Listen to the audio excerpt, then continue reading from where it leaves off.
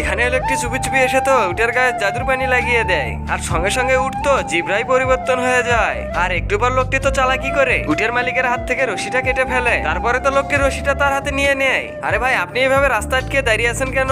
আরে ভাই, তুমি কানা নাকি? তুমি কি দেখতে পাচ্ছ না আমি আমার উট নিয়ে এখানে দাঁড়িয়ে আছি? আরে ভাই সাহেব, এখানে উট কোথায়? এখানে তো আমি আমার জেব্রা নিয়ে দাঁড়িয়ে আছি। আরে ভাই সাহেব, আমার উট কোথায়? তুমি কি কোথাও দেখেছো? আরে ভাইজান, আমি কিভাবে দেখবো? আমি তো এখনই আসলাম। এরপরে তো লোকটি জাদুই জেব্রাকে ভালো করে দেখতে থাকে। আরে ভাইজান, তোমার এই জিব্রার মাথা আমার উটের মাথার মতো লাগছে কেন? আরে ভাইজান, এর মা ছিল উট আর এর বাবা ছিল জিব্রা, এজন্য তো এই শালা দেখতে একদম জেব্রা ও উটের মতো হয়েছে। আরে ভাই, আমাকে দেখে কি তোর পাগল ছাগল মনে হয় নাকি? তারপর কি হলো এটি দেখার আগে দুটি ছবির মধ্যে আল্লাহকে ভালোবেসে থাকলে ভিডিওটি লাইক দিয়ে চ্যানেলটি সাবস্ক্রাইব করে দিন। আর যদি শয়তানকে ভালোবেসে থাকেন তাহলে কোনো কিছু করার দরকার নেই।